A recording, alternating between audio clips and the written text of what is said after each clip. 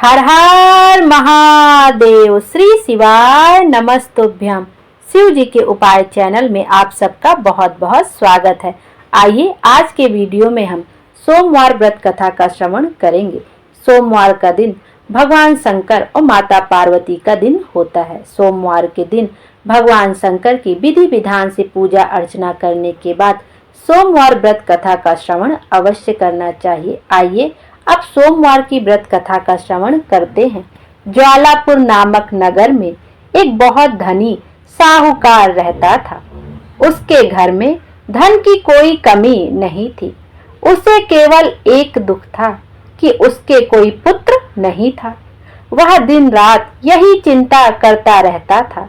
वह पुत्र पाने की कामना से प्रत्येक सोमवार को शिव जी का व्रत और पूजन करता था तथा संध्या काल में शिव मंदिर में जाकर भगवान शिव जी के सामने दीपक जलाता था।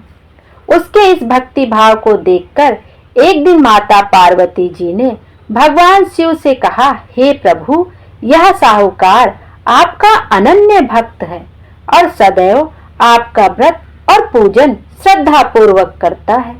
आपको इसकी मनोकामना अवश्य पूरी करनी चाहिए।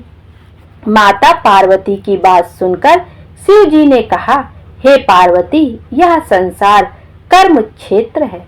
जिस प्रकार किसान खेत में जैसा बीज बोता है वैसा ही फल काटता है, उसी प्रकार इस संसार में हर व्यक्ति अपने कर्मों के अनुसार ही फल भोगता है।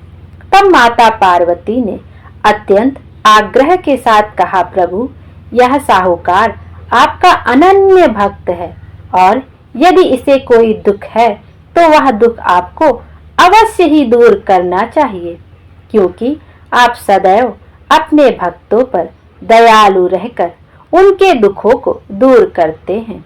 यदि आप ऐसा नहीं करेंगे तो मनुष्य आपकी सेवा और व्रत क्यों करेंगे? माता पार्वती का ऐसा आग्रह देखकर भगवान शिव ने कहा, हे पार्वती, इस साहूकार के कोई पुत्र नहीं है।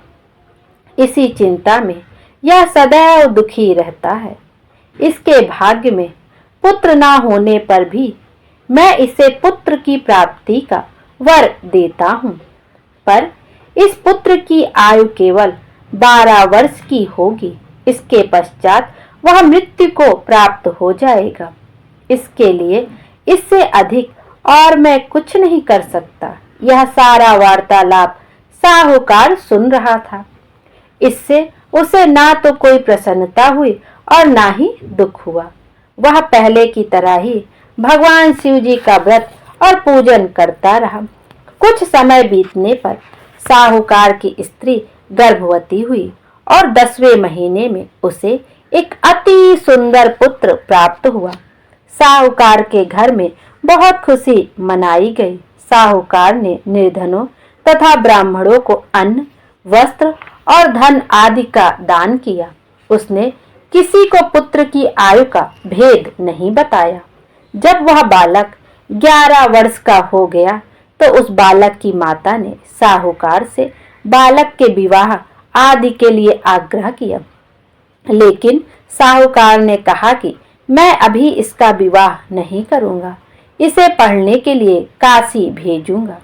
फिर साहूकार ने अपने साले अर्थात बालक के मामा को बुलाकर और उसे बहुत सा धन देकर कहा, तुम इस बालक को पढ़ने के लिए काशी ले जाओ और रास्ते में जिस भी स्थान पर ठहरो वहां यज्ञ तथा ब्राह्मणों को भोजन कराने के बाद ही आगे जाना। वे दोनों मामा भांजे यज्ञ कराते और ब्राह्मणों को भोजन कराते हुए जा रहे थे। रास्ते में प्रताप नगर नामक शहर पड़ा। उस शहर के राजा की पुत्री का विवाह था, इसलिए शहर को बहुत अच्छी तरह सजाया गया था। दूसरे राजा का लड़का जो राजकुमारी से विवाह के लिए बारात लेकर आया था, वह एक आंख से काना था। उसका पिता इस बात से बहुत चिंतित था कि कहीं वर को देखकर कन्या के माता पिता विवाह से इनकार ना कर दे। इसलिए साहूकार के अति सुंदर बेटे को देखकर उसके मन में विचार हुआ कि क्यों ना दरवाजे के समय इस लड़के को वर बनाकर ले जाया जाए। ऐसा विचार करके वर के पिता ने उस लड़के और उसके मामा से बात की तो वे दोनों तैयार हो गए। फिर उस लड़के को दूल्हे के कपड़े पहनाकर तथा घोड़ी पर चढ़ाकर दरवाजे पर ले गए और सारा कार्य प्रसन्नता से पूरा हो गया। फिर वर के पिता ने सोचा कि विवाह कार्य भी इसी लड़के से करा लिया जाए। ऐसा सोचकर उसने लड़के और उसके मामा से कहा, यदि आप फेरों और कन्यादान का काम भी पूरा करा दें तो आपकी बड़ी कृपा होगी। उन्होंने स्वीकार कर लिया और विवाह कार्य भी अच्छी तरह संपन्न हो गया। परंतु जाते समय लड़के ने राजकुमारी की चुन्नी के पल्ले पर लिख दिया, तुम्हारा विवाह तो मेरे साथ हुआ है, लेकिन जिस राजकुमार के साथ तुम्हें भेजा जाएगा वह एक आंख से काना है। मैं तो काशी जी पढ़ने जा रहा हूँ। लड़के के जाने के बाद उस राजकुमारी ने जब अपनी चुनरी पर ऐसा लिखा हुआ पाया तो उसने राजकुमार के साथ जाने से इनकार कर दिया और कहा कि यह मेरा पति नहीं है, मेरा विवाह तो इसके साथ नहीं हुआ है, मेरा पति तो काशी पढ़ने गया है। राजकुमारी के माता पिता ने अपनी पुत्री को विदा नहीं किया और बारात खाली हाथ लौट गई। उधर साहूकार का लड़का और उसका मामा काशी जी पहुंच गए।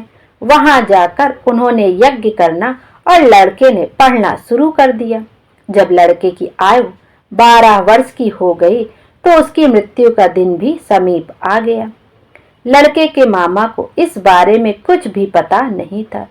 उस दिन उन्होंने यज्ञ का आयोजन किया हुआ था कि लड़के ने अपने मामा से कहा, मामा जी आज मेरी तबीयत कुछ ठीक नहीं लगती है। मामा ने कहा, अंदर जाकर लेट जाओ। लड़का अंदर जाकर लेट गया और थोड़ी ही देर में उसके प्राण निकल गए। यज्ञ के बीच में जब उसके मामा ने आकर देखा कि वह मृत अवस्था में पड़ा है तो उसे बहुत दुख हुआ। उसने यज्ञ का कार्य अधूरा रह जाने के डर से किसी से कुछ नहीं कहा और संयम रखा।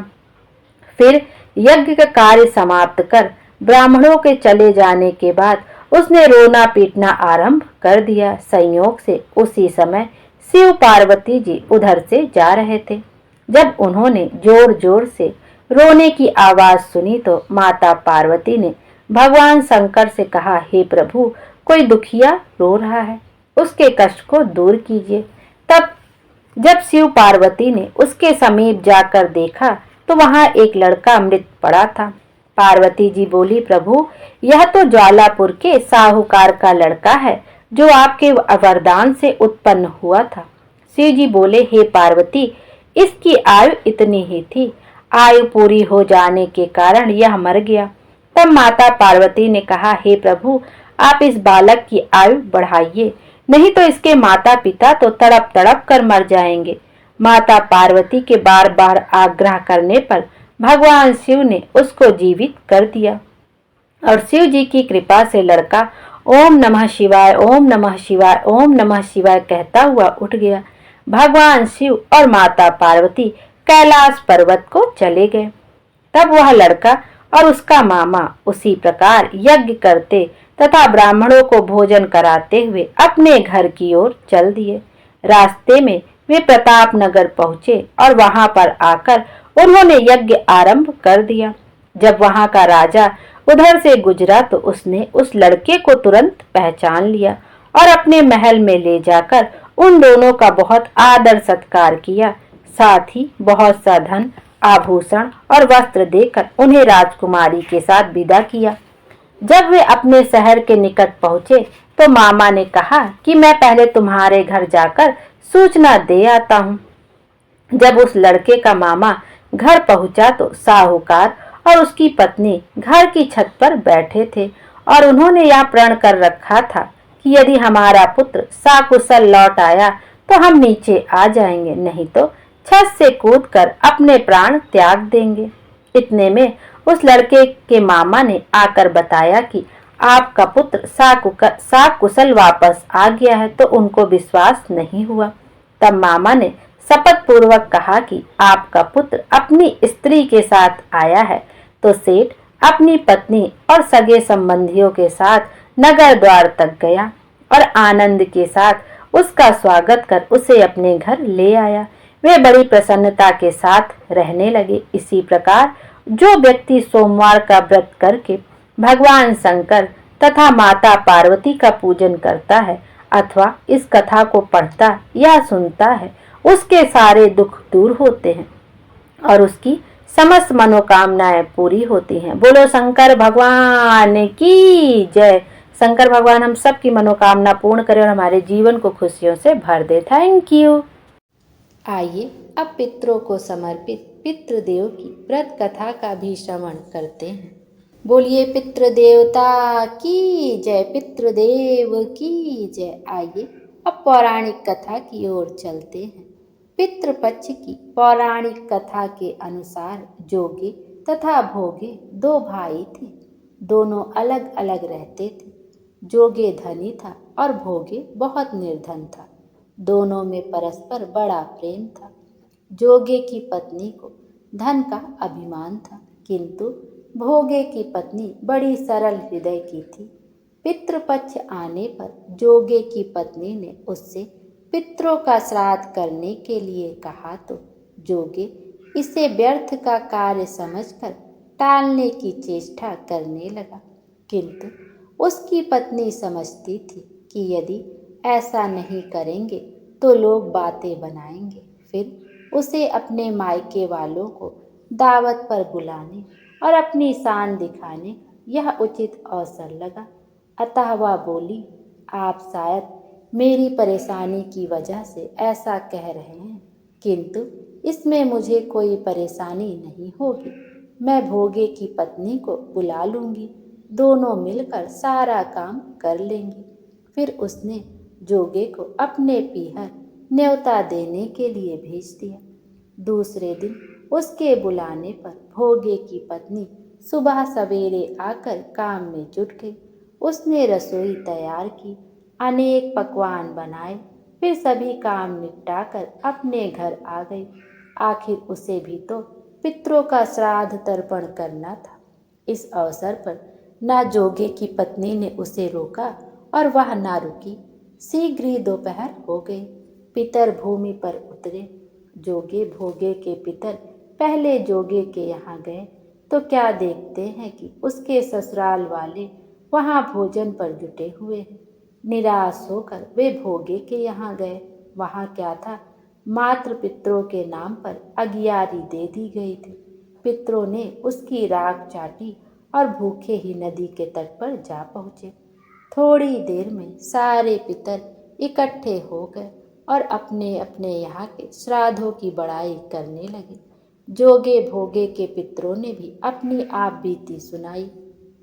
फिर वे सोचने लगे, अगर भोगे समर्थ होता तो शायद उन्हें भूखा ना रहना पड़ता, मगर भोगे के घर में तो जो जून की रोटी भी खाने को नहीं थी। यही सब सोचकर उन्हें भोगे पर दया आ गई। अचानक वे नाच नाच कर गाने लगे, भोगे के घर धन धान्य हो जाए, भोगे के घर धन धान्य हो जाए। सांझ होने को हुई। भोगे के बच्चों को कुछ भी खाने को नहीं मिला था। उन्होंने माँ से कहा, माँ भूख लगी है। तब उन्हें टालने की गरज से भोगे की पत्नी ने कहा, जाओ आंगन में हौदी औंधी रखी है, उसे जाकर खोल लो और जो कुछ मिले बांट कर खा लेना। बच्चे वहाँ पहुँचे तो क्या देखते हैं कि हौदी मोहरों से भरी पड़ी है। वे दौड़े दौड़े माँ के पास पहुँचे और सारी बातें बताई। आंगन में आकर भोगे की पत्नी ने यह सब कुछ देखा तो वह भी हैरान रह गई। इस प्रकार भोगे भी धनी हो गया, मगर धन पाकर वह घमंडी नहीं हुआ। दूसरे साल का पितृपक्ष आया। श्राद्ध के दिन भोगे की स्त्री ने 56 प्रकार के व्यंजन बनाए, ब्राह्मणों को बुलाकर श्राद्ध किया, भोजन कराया, दक्षिणा दी। जेठ जेठानी को सोने चांदी के बर्तनों में भोजन कराया। इससे पितर बड़े प्रसन्न तथा तृप्त हुए। बोलिए पितृदेव की जय, भगवान विष्णु की जय। हरे कृष्ण।